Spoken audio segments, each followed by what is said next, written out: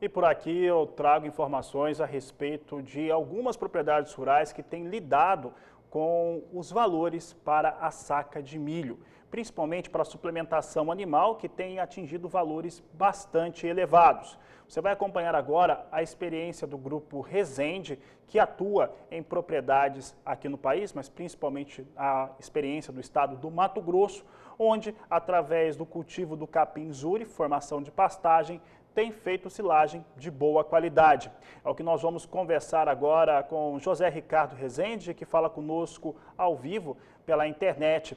José Ricardo, obrigado pela participação. E nós temos observado aqui nos números que chegam para o Agricultura BR em relação às cotações e também estimativas para o ano de 2021 e 2022 de uma demanda ainda maior por milho, que deve manter os valores elevados pelo cereal, o que impacta diretamente em custos de produção da pecuária. Uma das alternativas são as pastagens, tendo pastagem de melhor qualidade, e nós queríamos saber um pouco da experiência do Grupo Resende, como que esse trabalho tem sido feito na fazenda. Boa tarde, seja bem-vindo.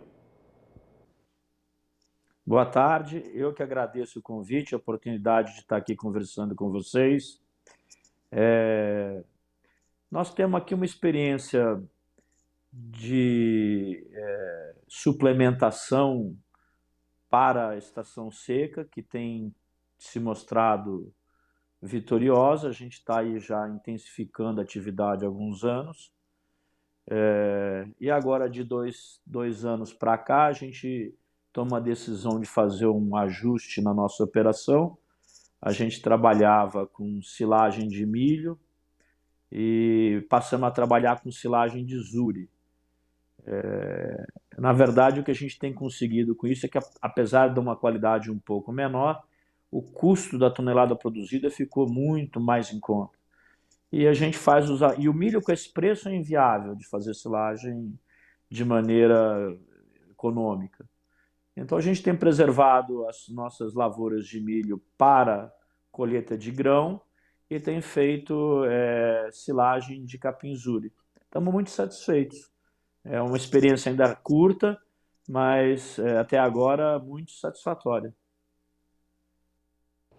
Em relação aos impactos de custo de produção, José Ricardo, nós sabemos muito bem que as propriedades que conseguem, que já têm feito a atuação de integração lavoura-pecuária e produzem milho, podem enxergar o momento como um momento muito melhor para comercializar o cereal e fazer a engorda dos animais de uma outra maneira. Como vocês têm trabalhado essa experiência dentro dessa fazenda? Olha, sendo honesto com você, a gente tem uma tradição de integração lavoura-pecuária no Mato Grosso recente, mas na década de 80, 90, a gente já lançava mão de expediente em fazenda que a gente tinha no norte do Paraná. Só que naquela altura, vamos dizer, a forrageira que a gente tinha de baixo custo era a aveia preta, que se adequa bem àquela região, porque é uma região que um inverno mais ameno e chove. Para o centro-oeste isso não é viável. Aqui no centro-oeste a gente tem feito mão de pasto lavoura, que eles chamam de capim rosiziense, já há algum tempo. E agora, você está perguntando quando é que a gente começou o Zuri? A gente começou há 3 anos, porque demora um ano para você implantar isso, a capineira, etc., e colher. A gente começou a dar para os animais tem 2 anos. E a gente vem ampliando, porque os animais têm aceitado muito bem, o custo de produção é bem menor e a operação é menos nervosa. O milho tem um ponto ótimo de colheita, o capim, esse ponto é mais flexível, você tem mais dias de janela para colher. E às vezes na época da colheita, principalmente do primeiro corte, ou do milho lavoura de verão, você tem problema de chuva na colheita. Então você tem uma condição de uma planta muito justa, às vezes naquela semana que era para fazer o corte, começa a chuvarada e isso complica a operação. E o Cosuri, uma semana a mais, uma semana a menos, ele tolera bem melhor esse tipo de contingência.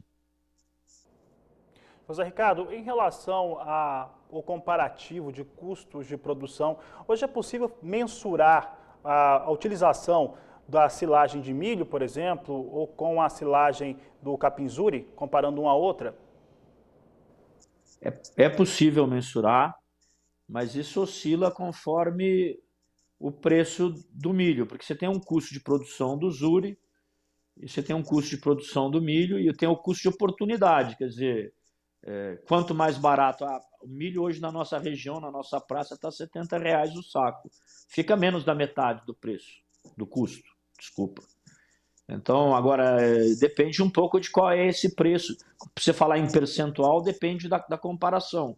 No caso, o preço do milho nos últimos 2 anos tá mostrando que a silagem de capim reduz quase pela metade o custo de produção. José Ricardo, para encerrar a nossa entrevista, o que você diria para o produtor rural, para o pecuarista que viu a nossa conversa aqui e pensa em fazer um trabalho como esse, começar a silagem com algum tipo de capim? Nessa época que é verão, eu acho que o melhor sistema de produção é de arroba a pasto. Eu acho que a silagem é uma coisa que entra mais para fazer o ajuste da época da seca, onde a produção do capim reduz acentuadamente. Só que a época para ele fazer a silagem é agora, primavera, verão. Ele tem que implantar as capineiras. São áreas que precisam ser corrigidas, adubadas. Você tem que garantir a implantação de um bom estande de planta. E tem que levar em conta que as máquinas de colheita de silagem exigem que tenha uma área limpa de pedra, de pau, de tipos de obstáculos que podem levar à quebra da ensiladeira. Mas garantido isso, depois você tem que fazer as adubações de manutenção.